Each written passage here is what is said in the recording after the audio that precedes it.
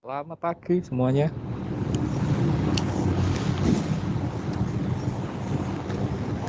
Halo. Selamat pagi, Pak. Pagi. Selamat pagi, Pak. Ya, silahkan dimulai, tapi tolong jangan lupa untuk ini ya.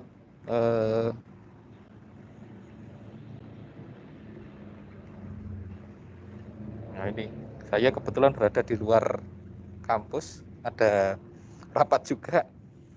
Jadi silakan dimulai. Pertama kali tentu sudah direkam, terus kemudian jangan lupa mengawalinya dengan doa dan memperkenalkan anggota kelompok dan kemudian tema apa yang akan dibahas oleh kelompok ini. Selanjutnya nanti akan diskusi. Silakan dimulai saja, Kathleen atau Jeremy. Ya, baik Pak. Ini masih share screen untuk PowerPoint-nya, Pak. Iya, harus.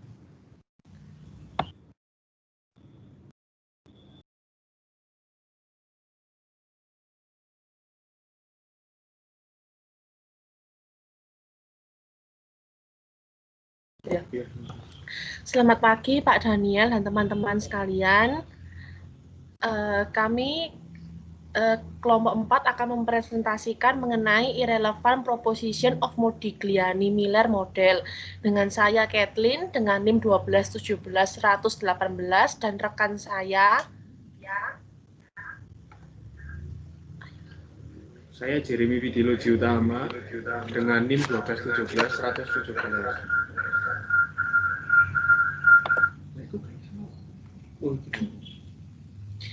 Yang pertama, saya akan membahas mengenai pendahuluan. Struktur modal, sebelum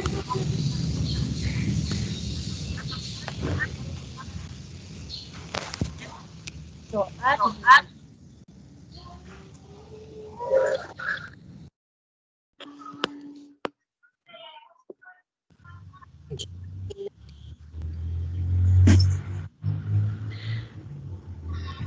Berdoa dapat diakhiri. Yang pertama, saya akan membahas mengenai pendahuluan. Struktur modal menurut Bambang tahun 2010 adalah perimbangan antara jumlah utang jangka panjang dengan modal sendiri. Penetapan struktur modal mempertimbangkan beberapa hal. Yang pertama adalah kemungkinan akses dana, keberanian perusahaan menanggung resiko, rencana strategis pemilik serta analisis biaya, dan manfaat yang diperoleh dari setiap sumber dana. Kebijakan struktur modal adalah keputusan penggunaan sumber dana utang untuk membiayai operasional perusahaan. Kebijakan struktur modal akan berpengaruh positif terhadap nilai saham melalui utang jangka panjang dan modal sendiri, sehingga mampu memaksimalkan saham, namun pada titik tertentu penggunaan utang dapat menurunkan nilai saham karena adanya pengaruh biaya kepailitan dan biaya bunga yang ditimbulkan dari adanya penggunaan utang. Ada beberapa faktor yang mempengaruhi struktur modal. Yang pertama adalah struktur aktiva, yang kedua ukuran perusahaan, yang ketiga growth opportunity profitabilitas, dan yang keempat risiko bisnis. Kemudian saya akan menjelaskan ada beberapa teori pembahas mengenai struktur modal. Yang pertama adalah teori pendekatan tradisional, yang kedua teori trade-off, yang ketiga teori pecking order, yang keempat teori asimetri dan signaling, selanjutnya teori keagenan, dan yang terakhir adalah teori yang terkenal dengan sebutan teori Modigliani-Miller. Kebijakan dividen menurut Sartono tahun 2011 adalah keputusan apakah yang diperoleh perusahaan akan dibagikan kepada pemegang saham. Sebagian dividen akan ditahan dalam bentuk laba atau ditahan guna pembiayaan investasi di masa datang. Kebijakan struktur modal dan kebijakan dividen adalah hal yang sangat penting karena berpengaruh terhadap harga saham perusahaan. Kemudian muncullah teori Modigliani-Miller yang membentuk dasar pemikiran modern pada struktur modal. Namun teori tersebut tidak terdapat pajak biaya kebangkrutan, biaya agen, dan asimetri informasi, sehingga nilai perusahaan tidak dipengaruhi oleh bagaimana perusahaan tersebut dibiayai. Oleh karena itu, teori Modigliani-Miller tersebut terdapat beberapa banyak kontroversi dan disebut struktur modal yang tidak relevan.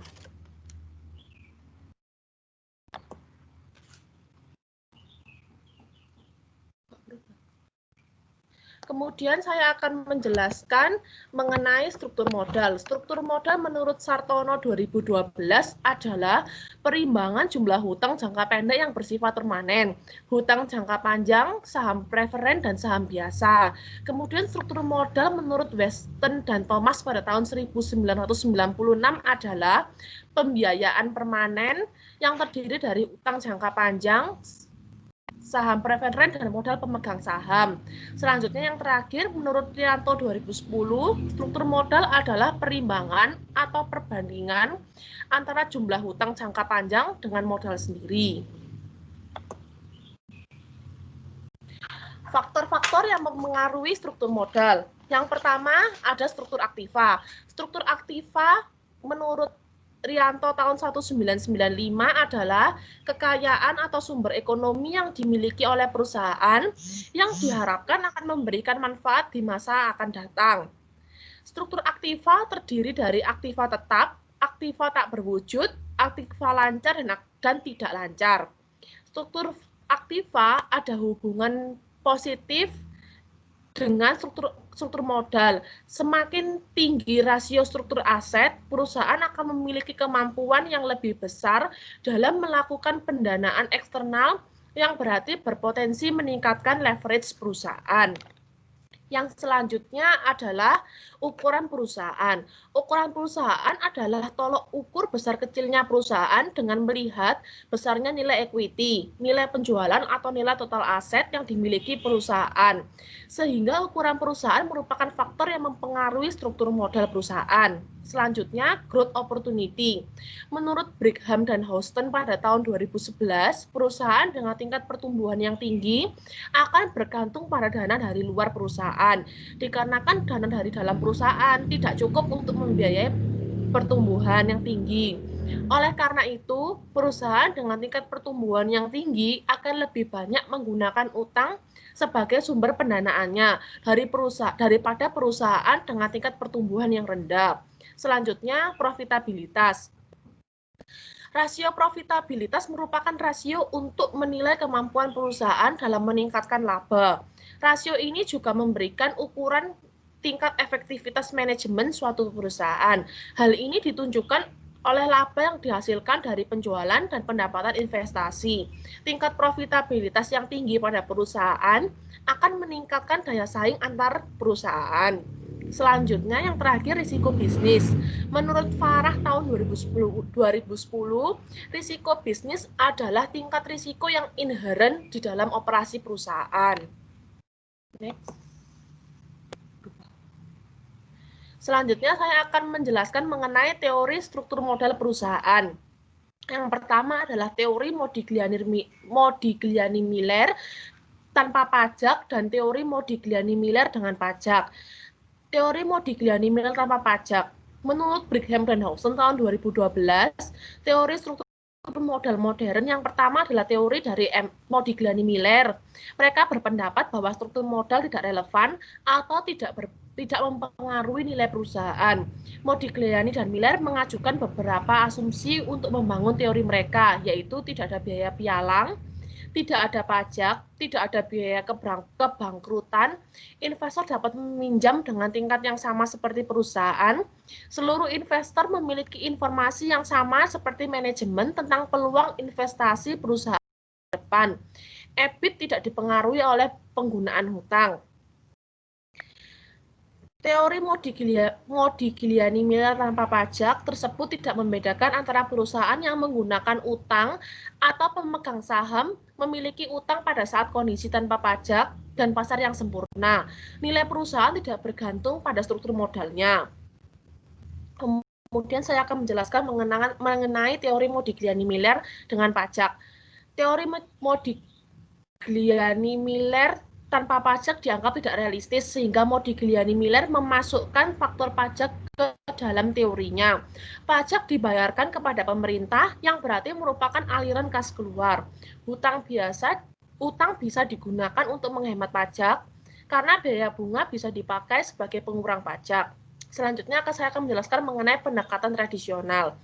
Teori pendekatan tradisional menurut Duran pada tahun 1952 memiliki keyakinan bahwa memang ada suatu proporsi struktur modal yang optimal.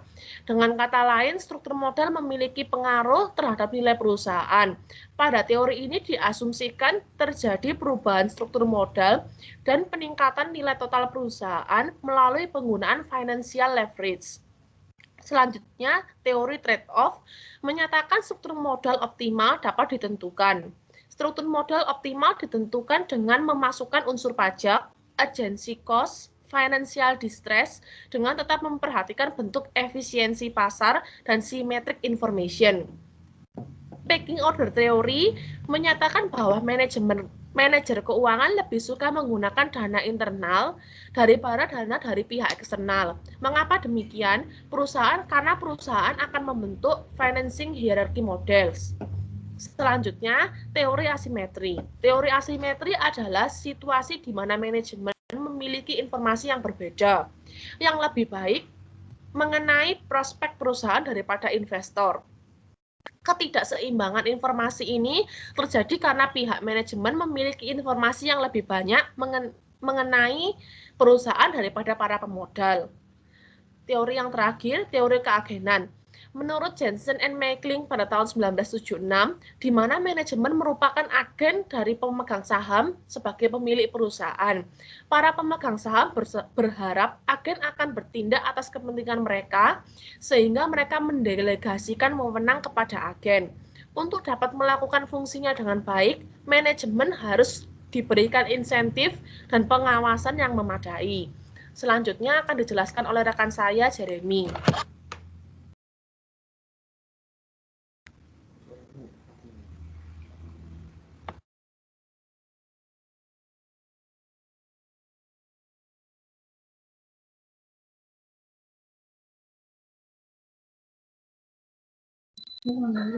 Baik. Kemudian berikutnya saya akan menjelaskan mengenai kebijakan dividen.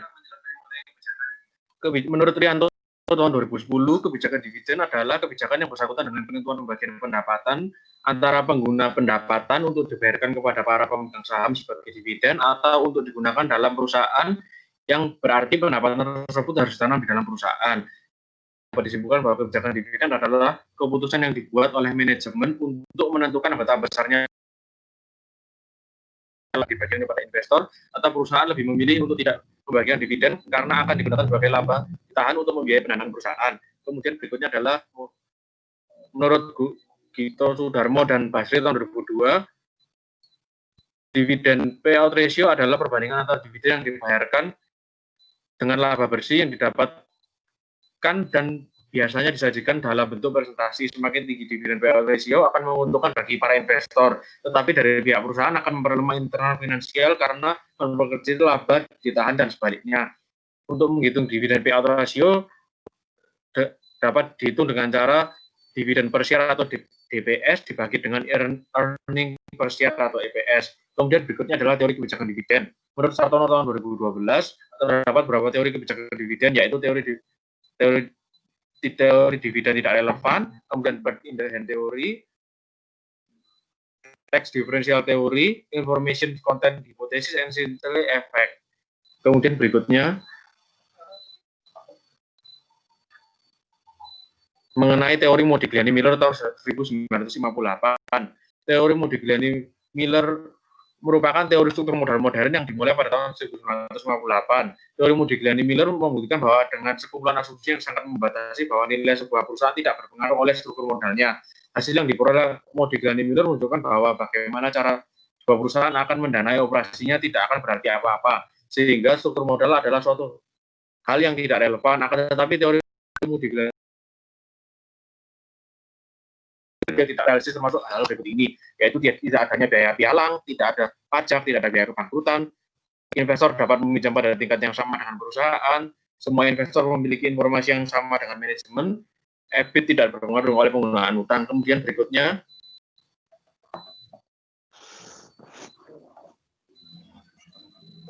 yaitu teori Modigliani-Miller tahun 1961. Pada tahun 1961, Modigliani-Miller memelopori teori terbaru yang bernama Dividend Irrelevance Theory yang menjelaskan bahwa kebijakan dividen tidak berpengaruh signifikan terhadap nilai perusahaan. Nilai perusahaan hanya didasarkan pada kemampuannya dalam menghasilkan pendapatan dan risiko bisnis. Nilai perusahaan hanya bergantung pada pendapatan yang diperoleh dari asetnya, bukan pada pendapatan dibagi menjadi dividen dan laba yang ditahan. Kemudian terdapat alasan yang menentang teori Modigliani-Miller, yaitu unsur pajak dan biaya emisi saham baru. Tetapi pada teori Modigliani-Miller tahun 1961 tersebut tidak terdapat unsur pajak, sehingga semua investor adalah rasional dan tidak ada biaya emisi saham baru, sehingga ditentang oleh banyak ahli. Alasan tersebut yaitu yang pertama, unsur pajak. Jika terdapat pajak, maka penghasilan investor dari dividen dan capital gains akan dikenai pajak. Apabila tingkat pajak dividen dan capital gains adalah sama, maka investor lebih memilih untuk menerima capital gains dibandingkan dengan dividen. Namun, kemudian alasan berikutnya yang kedua yaitu biaya emisi saham baru. Biaya emisi saham baru adalah biaya yang dikeluarkan ketika perusahaan menerbitkan saham baru, antara lain seperti biaya mencetak saham, komisi penjamin emisi saham, dan lain-lain. Jadi diperlukan biaya tambahan untuk mendapatkan modal dari penerbitan saham baru daripada mendapatkan modal yang berasal dari laba ditahan perusahaan itu sendiri.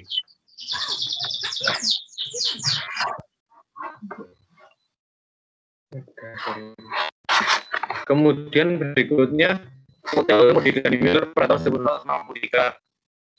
Pada tahun 1963, Modigliani-Miller mempertimbangkan unsur pajak dalam teorinya. Dengan adanya pajak, Modigliani-Miller menyimpulkan bahwa penggunaan pajak akan meningkat nilai perusahaan karena biaya bunga dapat dikurangkan dari penghasilan kena pajak, sehingga perusahaan dengan utang yang memiliki nilai lebih tinggi dibandingkan perusahaan tanpa utang.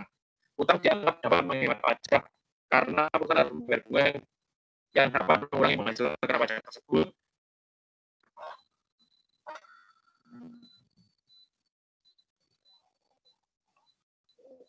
Namun, sehingga dapat disimpulkan pada teori Modigliani-Miller menunjukkan bahwa sebaiknya perusahaan menggunakan utang sebanyak-banyaknya untuk menaikkan nilai perusahaan dan dapat menghemat pajak yang dikeluarkan. Namun, teori Modigliani-Miller tersebut mendapat banyak kritikan yang dari para penelitian seperti Brigham dan Houston pada tahun 1999, penelitian Gentry tahun 1990, dan penelitian Rai tahun 2008 yang menyatakan bahwa utang yang semakin besar, maka perusahaan akan membayar bunga yang semakin besar dan kemungkinan penurunan laba bersih perusahaan semakin besar, sehingga meningkatkan risiko kebangkrutan. Sehingga banyak juga yang menolak pada teori Modigliani-Miller tahun 1963 tersebut. Kemudian berikutnya adalah pembahasan ekonomi. Pada tahun 1998, Modigliani-Miller mengeluarkan teori mengenai ketidakadaan kewenangan struktur modal. Namun pada teori tersebut terdapat banyak kontroversi karena pada teori tersebut MM menggunakan asumsi pasar sempurna tidak dapat diterapkan. Pada tahun 1958 tersebut, teori yang dibawakan MM dapat dikatakan gagal karena terdapat banyak kontroversi. Sehingga pada tahun 1963, MM mencetuskan teori baru dengan menambahkan unsur pajak. Teori tersebut menyatakan bahwa struktur modal yang berkaitan dengan nilai perusahaan, karena dengan adanya utang bisa mengurangi pajak yang dibayarkan. Namun teori tersebut juga mengalami kelemahan karena MM tidak membutuhkan biaya kebangkrutan dan menyarankan agar perusahaan menggunakan utang sebanyak-banyaknya agar biaya bunga dapat mengurangi pajak yang dibayarkan.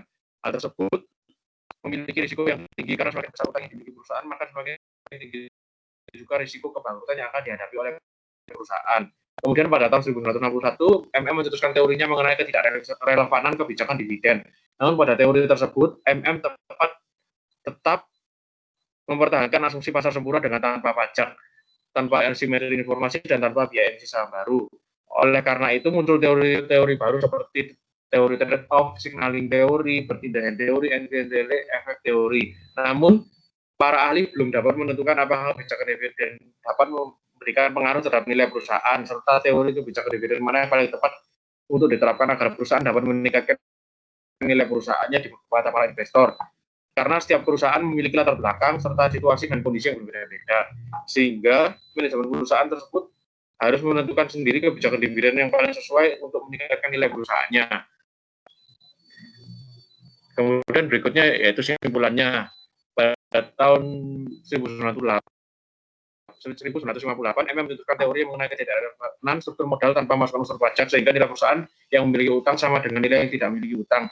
Dan tingkat pengembalian minimum diharapkan untuk diterima oleh investor meningkat seiring dengan meningkatnya proporsi debt to equity ratio. Namun teori tersebut memiliki banyak kontroversi, sehingga pada tahun 63 MM memperbarui teori mereka dengan menambahkan unsur pajak, sehingga teori tersebut menyatakan bahwa struktur modal berkaitan dengan nilai perusahaan karena dengan adanya utang bisa mengurangi pajak yang dibayarkan.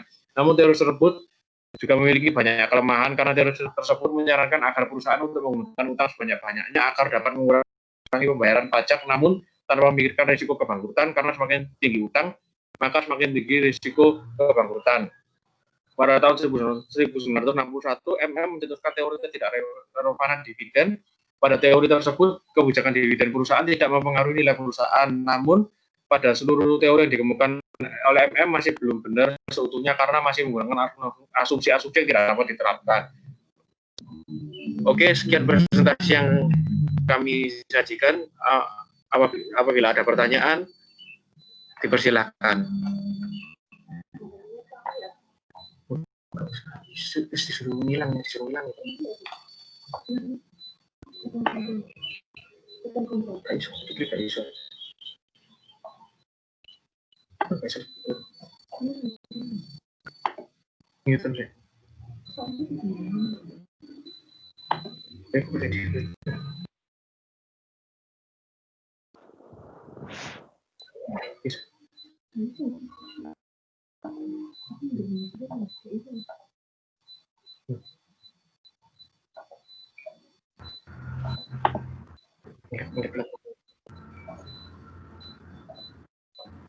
Baik.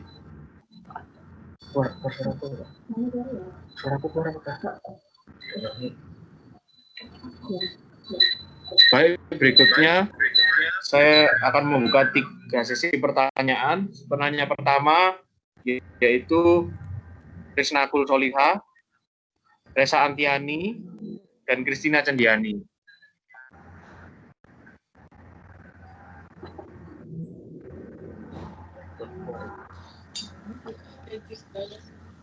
Baik, terima kasih atas kesempatannya. Saya Risnakul Solika dengan NIM 1217128. Nah, tadi kan ada finansial hierarki model. Nah, boleh dijelaskan apakah itu finansial hierarki model? Terima kasih. Baik, terima kasih. Akan kami rundingkan terlebih dahulu. Kemudian berikutnya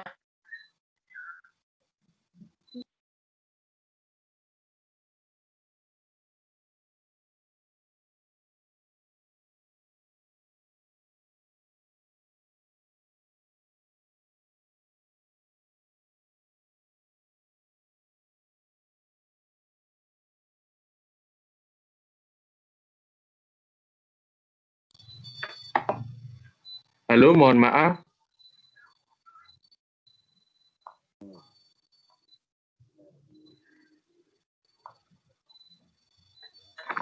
Saudari Resa Antiani.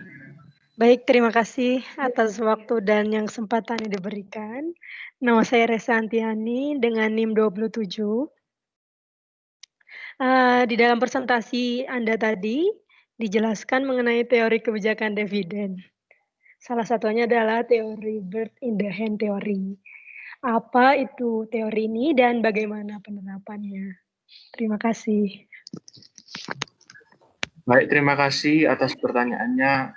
Kemudian berikutnya Saudari Kristina Cendiani.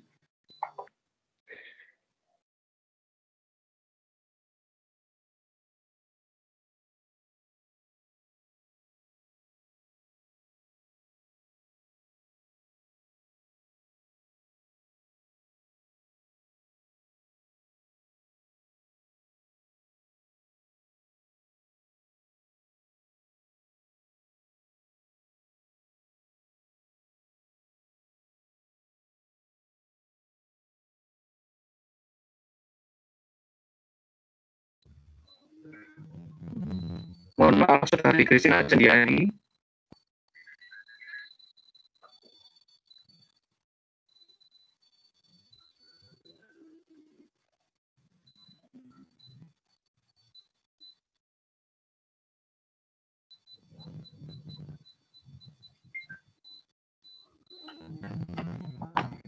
Halo.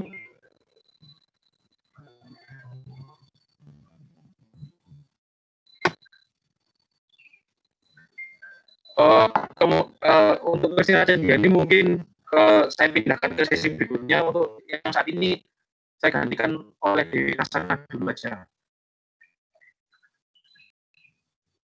Untuk saudari Dewi Kasana dipersilakan. Oh, baik. Saya Dewi Kasana dengan NIM 1217110. Saya ingin bertanya kepada kelompok. Menurut kelompok, bagaimana struktur modal yang optimal bagi perusahaan? Terima kasih. Baik, terima kasih atas pertanyaannya. Akan kami rundingkan terlebih dahulu.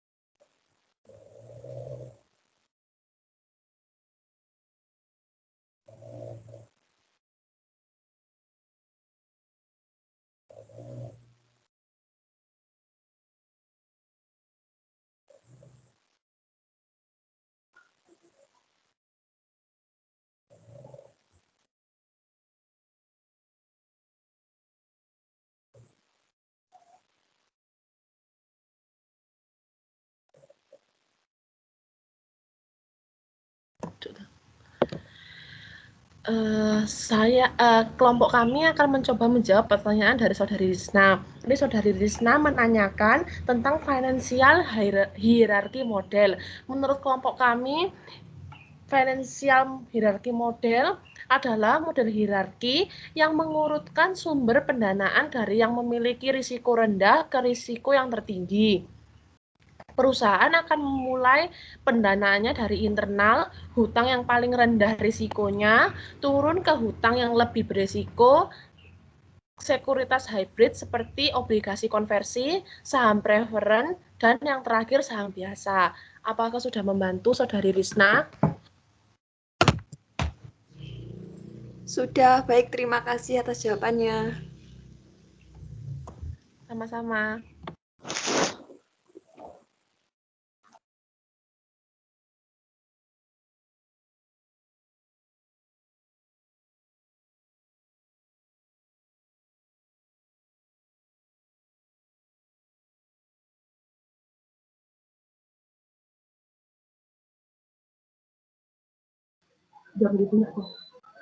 Baik, berikutnya saya akan menjawab pertanyaan dari Resa Antiani mengenai bird in the hand teori.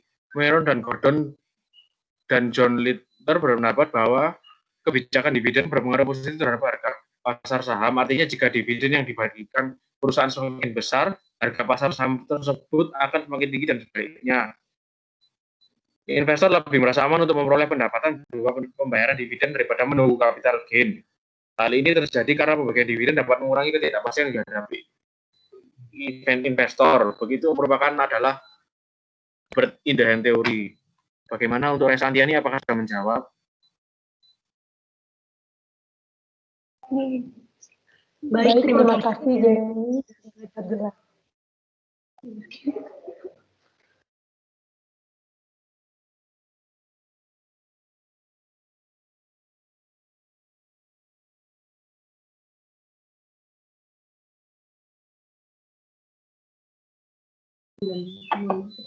Mohon maaf, Saudari Resa Antiani.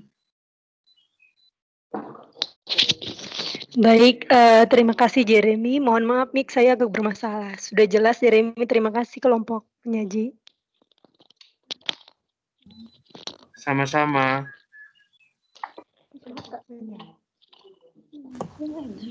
Kemudian saya akan mencoba untuk menjawab pertanyaan dari Saudari Dewi. Tadi Saudari Dewi menanyakan mengenai bagaimana struktur modal yang optimal untuk perusahaan.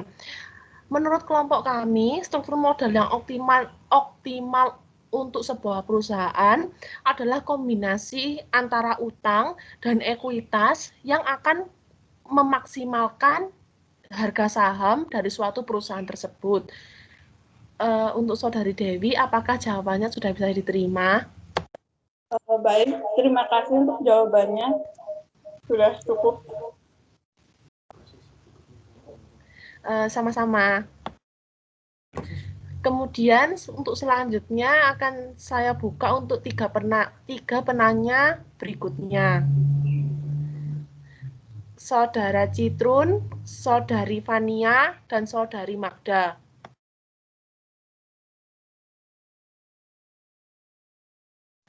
Dipersilakan Saudara Yeremia untuk memberikan pertanyaan. Ya, halo, selamat siang. Saya Citrun NIM 35 1217 135. Jadi saya mau tanya, teori struktur modal itu kan ada banyak ya.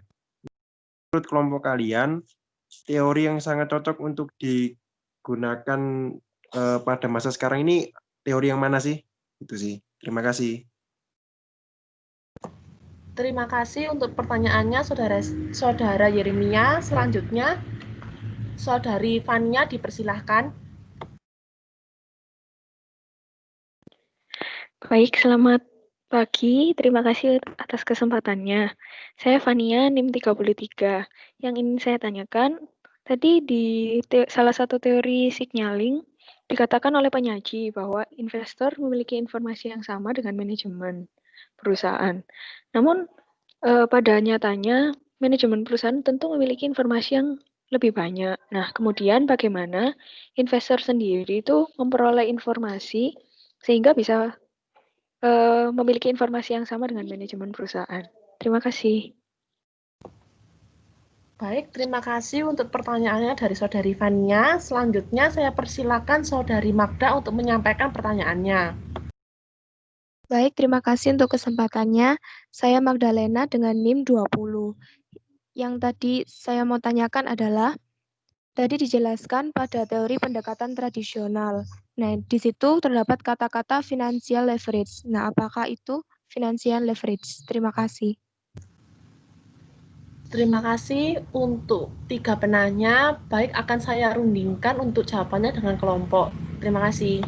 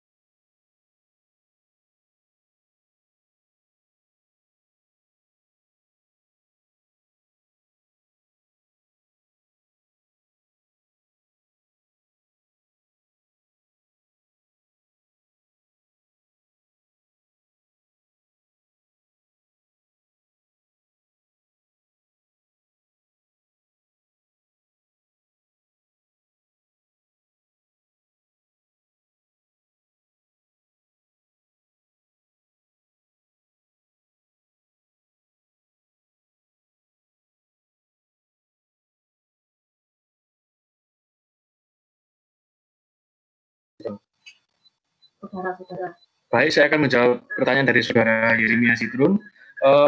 Teori mana yang paling cocok? Nah, sekali lagi teori tersebut tidak ada yang paling cocok karena investor memiliki stylenya yang sendiri, sehingga teori di atas hanyalah teori yang ditangkap dari fenomena-fenomena yang terjadi, yang diteliti dan disimpulkan dengan argumen-argumen ilmiah yang mereka ciptakan dan bisa dipertanggungjawabkan oleh para peneliti tersebut. Teori tersebut bisa dijadikan referensi yang mungkin ada yang cocok dan ada yang tidak cocok. Karena pengalaman dari tiap-tiap orang juga berbeda-beda, prosesnya berbeda, hasilnya juga berbeda. Sehingga teori tersebut juga tidak dapat dipastikan mana yang paling cocok. Apakah sudah menjawab pertanyaannya?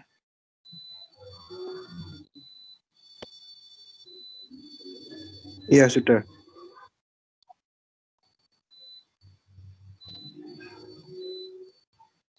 Ya, terima kasih Jeremy.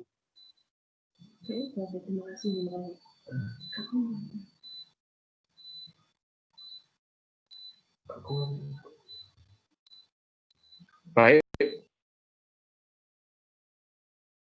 Kathleen.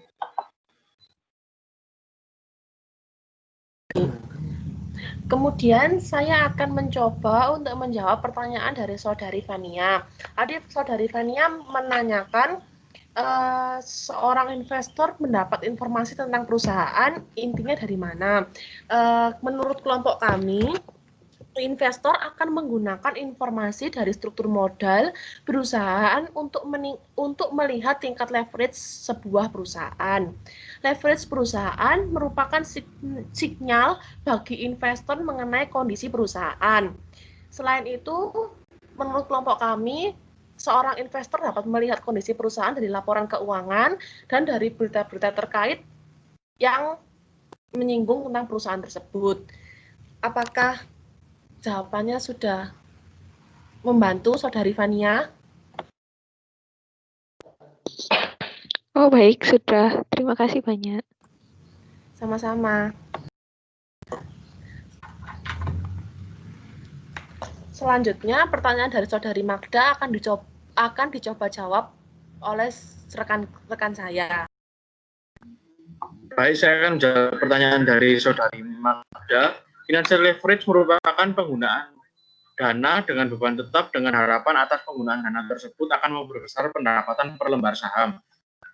Financial leverage tersebut akan muncul setelah perusahaan menggunakan dana dan beban tetap dari perusahaan tersebut. Apakah sudah menjawab dari Magda? Baik, terima kasih Saudara Jeremy atas jawabannya. Baik, sama-sama. Kemudian berikutnya ada 3 penanya terakhir, yaitu Indawati Rahayu, Christina Cendiani, dan Ratih Nurmalita Hapsari.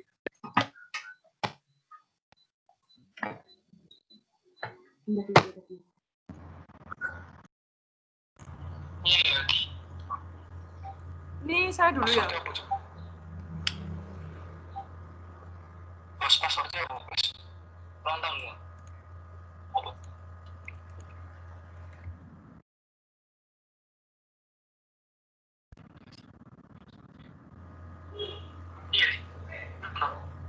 Selamat pagi, saya Christina dengan NIM 1217005. Di sini saya ingin menanyakan mengenai, tadi kan pada teori MM di tahun 1961 disebutkan bahwa teori tersebut ditentang oleh para ahli mengenai unsur pajak. Dan saya mendengar apabila tingkat capital gains dan dividen sama, maka investor lebih memilih capital gain. Mengapa hal tersebut bisa terjadi? Terima kasih.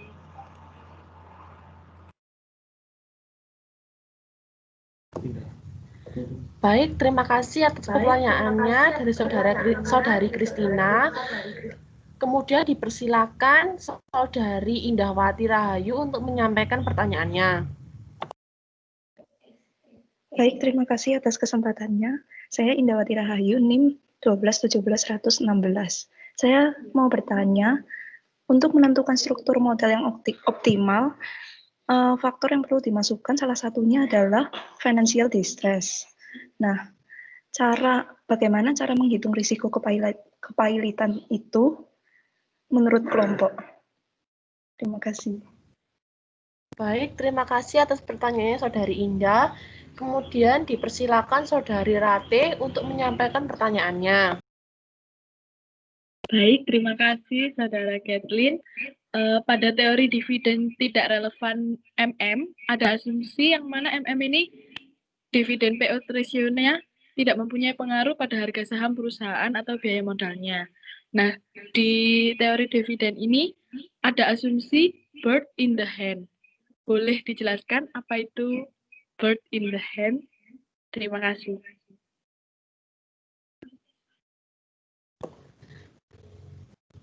Baik, terima kasih atas pertanyaannya Saudari Rate. Baik, kami akan merundingkan untuk mencoba menjawab pertanyaannya.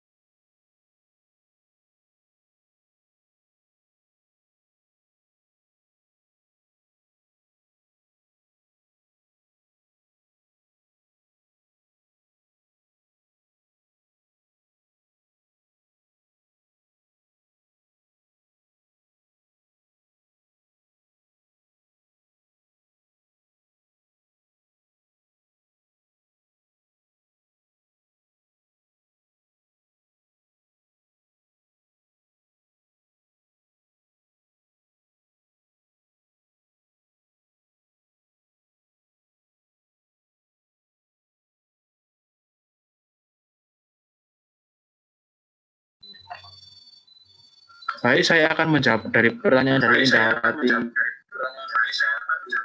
dahulu. Untuk menghitung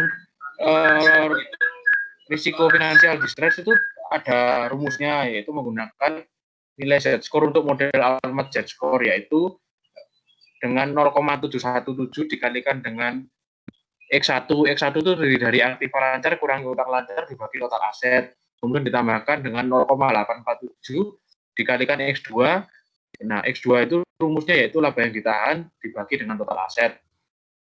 Kemudian berikutnya yaitu 3,107 kali X3. Nah, X3 tersebut adalah laba sebelum bunga dan pajak dibagi dengan total aset. Kemudian ditambahkan yang keempat yaitu 0,420 kali X4. Ya, X4 tersebut adalah nilai pasar saham biasa dan preference atau nilai buku total utang. Kemudian berikutnya yang kelima yaitu X 0,998 dikalikan dengan X5. X5 tersebut yaitu penjualan dibagi dengan total aset Z1 atau nilai Z-score tersebut. Apakah sudah menjawab, Saudari Indah? Baik, terima kasih atas jawabannya, Saudara Jeremy.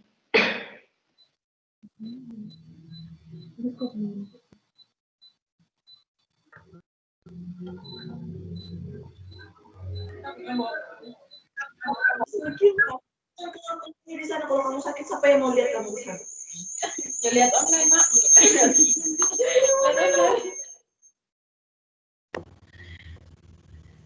Baik, saya akan mencoba untuk menjawab pertanyaan dari Saudari Kristina. Tadi Saudari Kristina menanyakan, apabila tingkat pajak capital gains dan dividen sama, maka investor lebih memilih capital gain. Mengapa? Menurut kelompok kami, dikarenakan pajak pada capital gains baru akan dibayar pada saat saham dijual dan mendapatkan keuntungan. Dengan kata lain, investor lebih untung karena dapat menunda pembayaran pajak. Apakah jawabannya sudah bisa diterima, Saudari Kristina?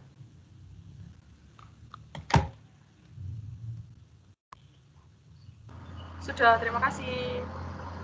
Sama-sama.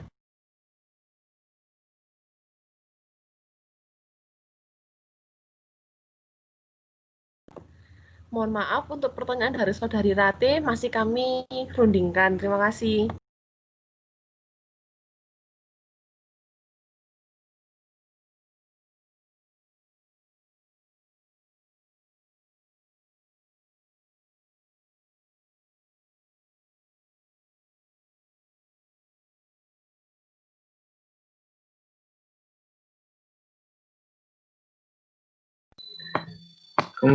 Kemudian saya akan menjawab pertanyaan dari Saudari Rate. Salah satu asumsi dari teori MM menyatakan bahwa dividen payout ratio tidak mempengaruhi tingkat keuntungan yang disyaratkan oleh investor. Sementara itu, menurut Gordon dan Lindner, tingkat keuntungan yang disyaratkan akan naik apabila pembagian dividen dikurangi karena investor lebih yakin terhadap penerimaan dividen daripada kenaikan nilai modal atau capital gain yang akan dihasilkan dari laba yang ditahan. MM berpendapat dan telah dibuktikan secara matematis, investor merasa sama saja apakah menerima dividen saat ini atau menerima capital gain di masa yang akan datang. Dan kata lain, tingkat keuntungan yang disyaratkan tidak dipengaruhi oleh dividen payout ratio. Pendapat Gordon dan Lindner pada tahun 1956 oleh MM diberi nama The Bird in the Hand fallacy. Gordon dan Lindner beranggapan investor memandang bahwa satu burung di tengah lebih berharga daripada 1000 burung di udara. Sementara MM berpendapat bahwa tidak semua investor berkepentingan untuk menginvestasikan kembali dividen mereka di perusahaan yang sama dengan memiliki risiko yang sama. Oleh sebab itu, tingkat risiko pendapatan mereka di masa yang akan datang bukannya ditentukan oleh dividen payout ratio, tetapi ditentukan oleh tingkat risiko investasi baru. Apakah sudah menjawab, Saudari Rate? Baik, sudah sangat jelas dan lengkap, Saudara Gaber. Terima kasih.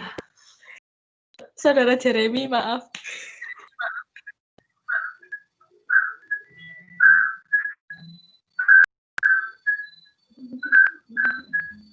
Mengapa, Saudari Rate?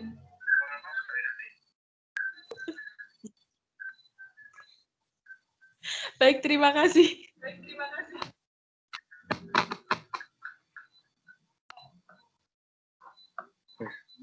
Baik, sekian dari presentasi kami. Kemudian dipersilakan untuk Bapak Daniel untuk memberikan masukan dan materinya. Terima kasih.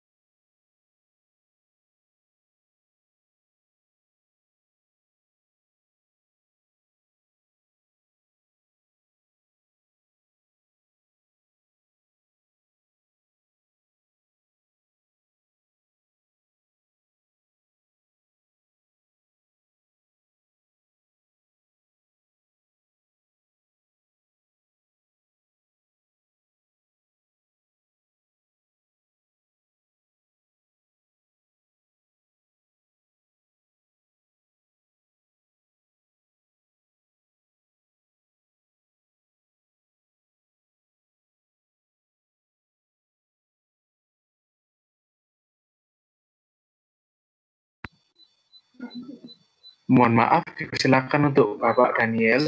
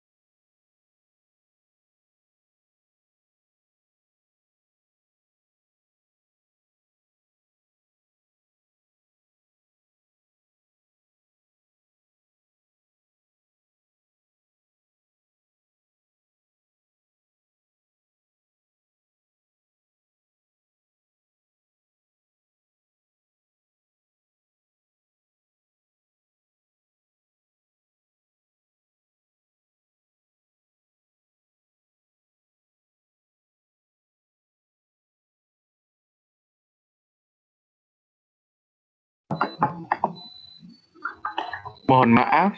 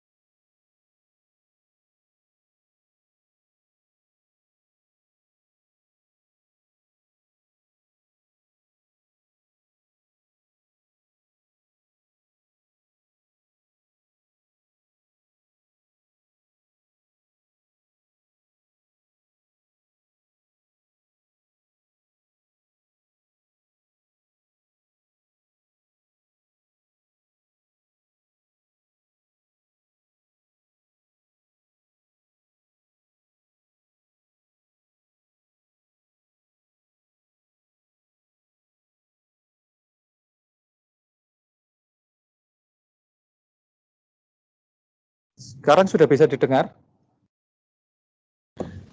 Sudah Pak, sudah bisa didengar. Harus dimatikan dulu, ternyata baru nyambung. Aplikasinya bermasalah. Ya,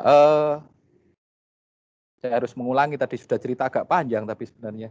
Ya, tapi intinya begini, kalau struktur modal itu kan MM itu tidak kemudian serta-merta bahwa dulu awalnya itu bahwa kemudian yang namanya perusahaan itu katakanlah awal-awal sebelum ada MM itu mengatakan bahwa yang namanya nilai perusahaan itu dipengaruhi oleh utang. Semakin besar utang, semakin perusahaan itu bermasalah. Tapi kemudian MM itu mengemukakan pendapat yang lain yang mengatakan bahwa nggak masalah kok utangmu banyak, asal bisa dibayar, itu malah menguntungkan bagi perusahaan.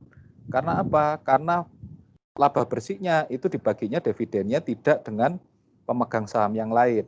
Artinya bahwa kemudian semuanya bisa dimiliki sendiri oleh pemegang saham. Nah, itu awalnya MM mikirnya seperti itu. Tapi kemudian itu kemudian dibuktikan dengan di lapangan bahwa ternyata betul perusahaan yang semakin besar leverage-nya itu menguntungkan. Semakin besar utangnya, semakin sedikit saham yang dibagikan atau dijual keluar, itu berbaginya laba bersihnya semakin tinggi untuk dividennya. Makanya MM mengatakan seperti itu. Tapi bahwa asumsi-asumsi MM itu pemikiran MM bisa diterima, tapi kemudian banyak kelemahan. Karena di awal-awal dia kemudian mengesampingkan yang namanya pajak, dia mengesampingkan yang namanya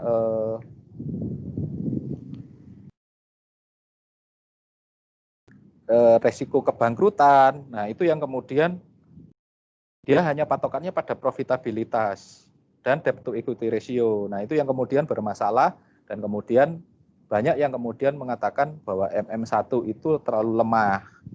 Nah, kemudian oleh MM itu ya kemudian diperbarui dengan memasukkan unsur pajak. Nah, di situ ternyata apa? Pajak itu malah sebenarnya memperbesar laba bersih yang dibagi dalam dividen. Karena apa? Pajak itu adalah utang ya, bahwa pajak itu pengurang dari laba dan kemudian itu menjadi tanggungan laba bersih, menurunkan laba bersih. Jadi kebalik saya tadi ya, menurunkan laba bersih sehingga harus dimasukkan tax difference. Nah, kemudian itu kemudian teori financial leverage. Nah, itu ternyata bahwa kemudian semakin besar utang, ternyata juga beresiko perusahaan juga akan terancam bangkrut. Maka memperbaikinya dia itu menjadi resiko bisnis bagi perusahaan. Maka muncullah MM2 yang memasukkan pajak sebagai biaya dan pengurang, pajak sebagai pengurang laba, dan kemudian leverage bahwa utang, semakin besar utang, semakin itu menjadi pengurang pajak. Jadi dua teori ini bertentangan, tapi sebenarnya saling mendukung. Betul laba itu akan dikurangi dengan adanya, kalau kita tidak utang, berarti kan semua laba bisa dibagi dalam bentuk dividen. Nah, itu yang kemudian munculnya teori financial leverage yang bahwa kemudian semakin besar utang itu akan mengurangi. Tapi kemudian ada ancaman yang lain yang namanya risiko bisnis ancaman kebangkrutan. Maka muncullah Altman, Z-score dan teman-temannya ya, ada lima model cara menghitung. Nah, itu kemudian masuk ke trade-off teori. Nah, itu yang kemudian diperbaiki oleh MM dengan munculnya teori yang kedua. Nah, teori yang kedua itu memasukkan unsur pajak, memasukkan unsur resiko, ancaman kebangkrutan, dan kemudian kedua ini lebih bisa diterima. Tapi pada kenyataannya ada tambahan loh, ternyata orang itu, dan kemudian ditambahkan oleh teori pecking order Donaldson ya, yang mengatakan bahwa ternyata memang orang itu cenderung lebih suka menggunakan utang ketimbang menggunakan saham. Karena saham itu apa? Dia ada kendalinya, ada kemudian proses, katakanlah enaknya omong, yang namanya manajemen itu akan direcoki oleh pemegang saham. Sehingga kemudian ada urut-urutannya. Itu kemudian menjadi financial hierarki itu. Awalnya bahwa kemudian berangkatnya dari apa? Orang itu utang dulu, terus kemudian baru pakai saham. Nah, ini kan sebenarnya sudah ada ya saat saya menjelaskan mengenai manajemen keuangan dan ALK itu ada semua di situ. Nah, kemudian ternyata yang lain ada masalah. bukan ada masalah ya, bahwa ternyata kenapa perusahaan itu lebih suka menggunakan utang, karena dia menghindari yang namanya asimetri informasi. Karena apa? Karena ternyata kalau dengan saham itu ada masalah, rebutan lah. Ternyata yang namanya manajemen itu punya informasi lebih ketimbang yang dimiliki oleh manajemen, sehingga muncullah asimetri informasi. Nah, kemudian itu diperkuat dengan agency problem, bahwa sebenarnya semakin banyak pemegang saham itu ada konflik kepentingan rebutan labanya itu dengan antara pemegang saham dan manajemen, sehingga kemudian muncullah signaling yang mengatakan bahwa yang namanya manajemen harusnya membuka semuanya, informasi seluas-luasnya, dan itu bisa dijadikan sinyal bagi pemegang saham. Nah, itu urutan-urutan teorinya kayak begitu. Nah, ini sebenarnya secara umum katakanlah MM1 dipelajari hari ini mengenai struktur modal, sedangkan yang lain itu nanti kita akan pelajari banyak muncul waktu kita akan membahas MM2 dan 3. Nah, itu nanti di bagian-bagian terakhir itu apa yang tidak kita ketahui tentang teori struktur modal. Contohnya seperti bagaimana modal optimal. Nah, modal optimal itu kan nggak mungkin ada yang kemudian, ya itu kemudian dia kemudian tergantung dari masing-masing masing-masing perusahaan. Ada yang perusahaan itu berani ambil utang panjang, dia tidak financial distress karena operasionalnya dia bagus. Kalau ternyata dia terancam dengan financial distress karena apa? Secara operasional leverage itu tidak mampu meningkatkan nilai perusahaan, tidak mampu meningkatkan profitabilitasnya, tentu saja akan mengancam baik itu rasio likuiditas apalagi solvabilitasnya. Nah, itu akan dipelajari kita di agak belakang karena itu nanti urusannya dengan MM2. Itu nanti akan ada pertanyaan apa yang kita tidak ketahui tentang teori struktur modal. Nah, apa yang disampaikan oleh kelompok ini sebenarnya semuanya, jadi memang agak terlalu banyak karena yang MM1 yang jatahnya temannya itu dibahas semuanya di sini. Nggak apa-apa juga, karena modal memang MM1, MM2, dan MM3. Nah, ini sama Jeremy dan Kathleen itu semuanya dibahas jadi satu. Padahal kita kan ngomong irrelevant teori, harusnya ngomongin MM1, tapi sudah dibahas semuanya, ya nggak apa-apa, ini bocoran untuk kawan-kawannya yang akan maju nanti saat membahas what do you don't know about finance, tentang teori struktur modal yang membahas MM2 dan 3. Jadi ya agak kebanyakan. Nah, tapi ada yang kurang dari kelompok ini karena apa? Hitung teorinya itu teorinya tidak kemudian ditunjukkan contoh-contoh praktisnya dengan apa? Dengan beberapa contoh kasus. Jadi teori ini kasusnya contohnya apa, contoh ini apa dan sebagainya. Kalau itu ditaruh di belakang katakanlah menjadi contoh kasus tersendiri, cari yang komplit kayak gitu, yang sophisticated kayak gitu ya agak kesulitan. Tapi sebenarnya masing-masing teori itu punya implikasi praktisnya, punya cara hitungnya sendiri, dan itu kemudian bisa sebenarnya menjadi contoh. Ya sebaiknya ditambahkan jadi contoh kasus kecil di masing-masing teori itu atau pembuktian. Nah, kalau yang di belakang itu bisa kemudian contoh kasusnya bisa menggunakan contoh MM1 yang membandingkan antara perusahaan namanya perusahaan yang leverage dan unleverage.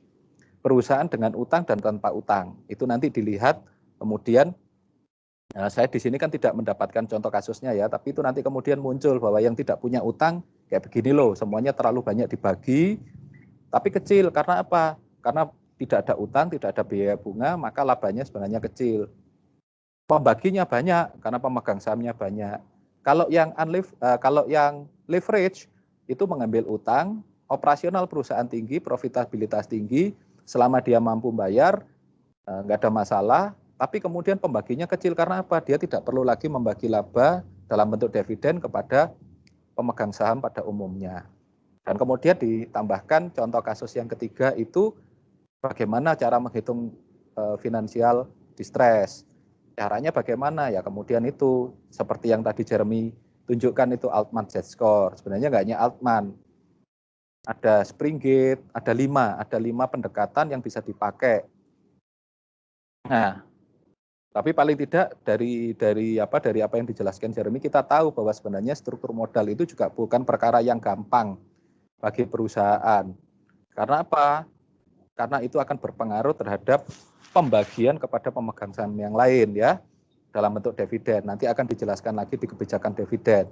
Nanti bagaimana yang sering saya ceritakan, yang namanya pemegang saham itu kan orang paling tocoy sedunia. Dikasih sedikit marah, dikasih banyak menuduh kita nggak bisa kerja sebagai manajemen karena kita nggak punya rencana ke depan. Tapi ya itu memang gayanya kayak begitu. Ternyata apa? Dikasih dividen kecil ditambah bonus besar. Ternyata itu yang suka. Nah itu Pak Re itu penelitiannya yang suka ke sana itu. Perilaku dividen itu. Kalau sekarang Pak Re malah lebih kepada bagaimana analisis kesempatan di pasar ya, business opportunity, dari kemudian belajarnya sekarang di sana, berkembang mulai dari belajar bagaimana pembagian dividen, sekarang business opportunity, jadi memperbesar growth opportunity dari perusahaan melalui investasi di pasar modal. Sama dulu saya juga packing order, andalan saya packing order, signaling, tapi kemudian sekarang saya malah lebih menghati-hati, ya nggak apa-apa kalau kamu punya banyak utang, tapi tolong hati-hati di financial distress. Makanya saya kan lebih banyak bahas masalah ancaman kebangkrutan dan resiko bisnis. Jadi Pak Re itu bagaimana enaknya Pak Re itu yang ngegas, bagaimana investasi itu bisa menghasilkan, saya yang pegang remnya. Bagaimana kemudian investasi itu juga harus berhati-hati dengan financial distress. Nah,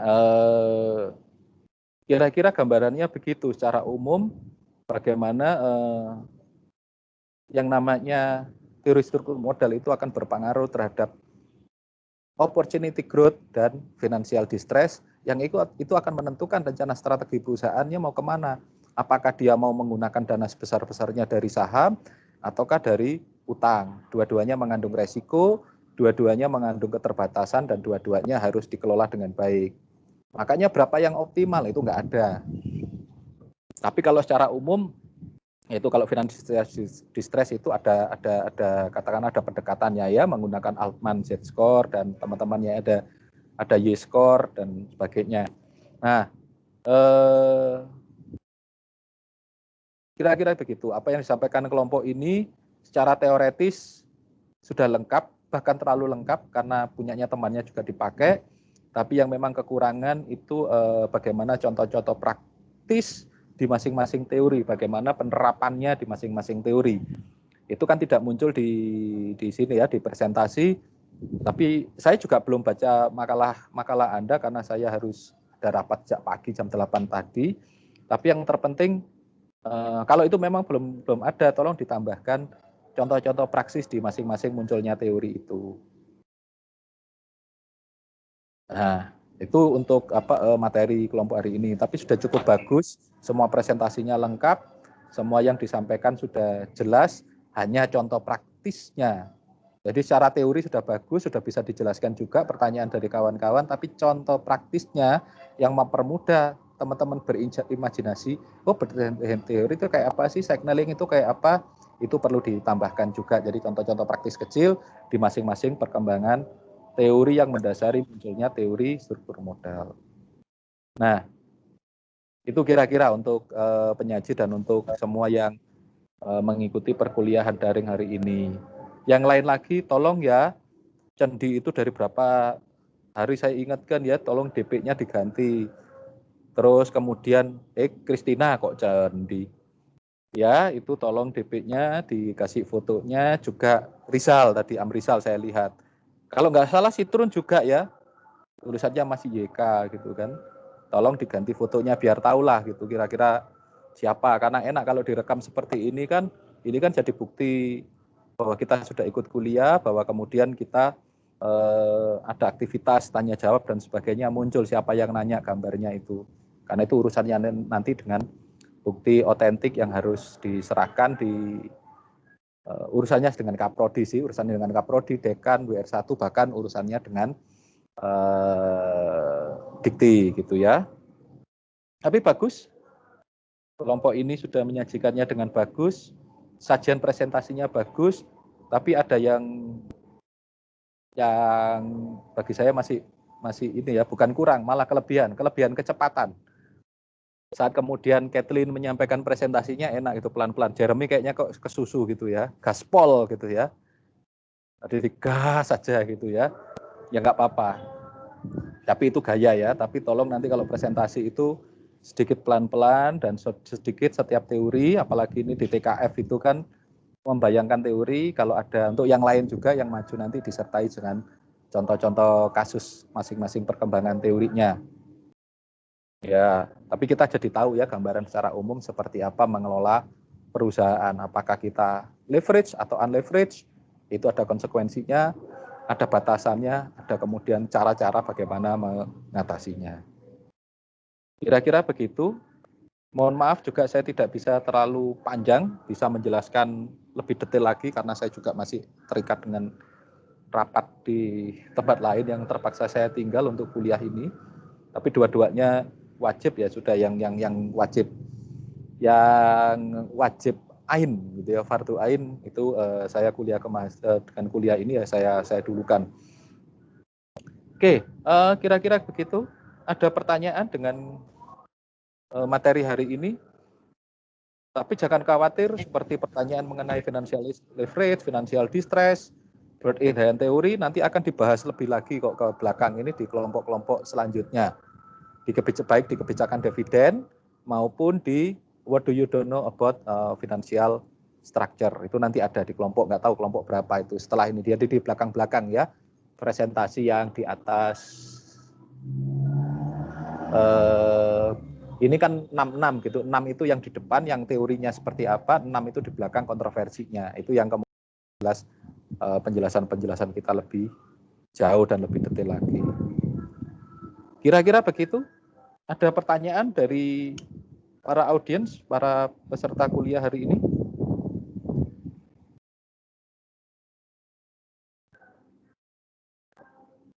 Ya, kalau tidak ada, sekali lagi terima kasih pada penyaji, terima kasih pada peserta yang juga aktif bertanya.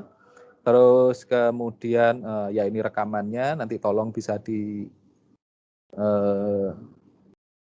dijadikan video, diunggah ke YouTube dan saya diberi linknya. Kemudian untuk yang lain lagi, saya ingatkan kembali, tolong ya DP-nya, profilnya itu dimunculkan, jangan kemudian tidak dimunculkan fotonya, kayak nggak pede aja. Untuk para peserta dan penyaji selanjutnya, saya harapkan lebih jauh dan lebih tenang, tidak tergesa-gesa dalam menyampaikan materi. Karena semakin banyak, semakin padat, maka semakin banyak pertanyaan yang akan muncul saat kemudian kawan-kawannya tidak mendapat penjelasan yang detail. Kayak ini kan tadi tanya teori ini, karena teori-teori yang mengikuti dari teori struktur modal baik MM1, MM2 maupun 3. Itu ya. Oke. Jelas semuanya. Nanti setelah ini saya kasih komentar untuk perbaikan dari semoga komentar saya dicatat dan kemudian perbaikannya nanti saya juga akan kirimkan file baliknya ke kelompok penyaji. Itu. Baik, terima kasih Pak atas saran dan masukannya. Ya, kalau tidak ada yang lain. Terima kasih Pak atas sarannya dan masukannya. Kalau tidak ada yang lain lagi, kita bisa akhiri dan tutup dengan doa untuk mengucap syukur untuk apa yang sudah didapatkan selama perkuliahan kita daring ya walaupun terbatas. Dan kemudian ya kita berharap kita mendapatkan yang terbaik dari Tuhan Yang Maha Kuasa. Oh ya, satu lagi, kalau yang belum punya judul, cari teori struktur modal khususnya financial distress, pasti akan saya bantu. Tapi kayaknya sudah punya judul semua ya. Siapa tahu ada yang tertarik untuk ganti judul. Enggak ya, semoga apa yang sudah ditetapkan di tugas akhir Anda nanti menjadi kebaikan juga bagi Anda dan semoga cepat lulus. Oke, mari kita akhiri. Kita berdoa menurut iman kepercayaan masing-masing. Berdoa dipersilahkan.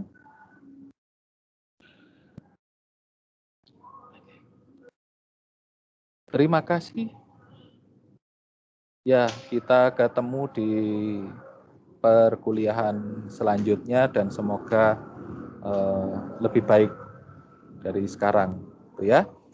Selamat siang, sampai ketemu di perkuliahan selanjutnya. Selamat siang, terima kasih Pak. Iya. Selamat siang, terima kasih Pak. Siang, Pak. Terima kasih. Iya.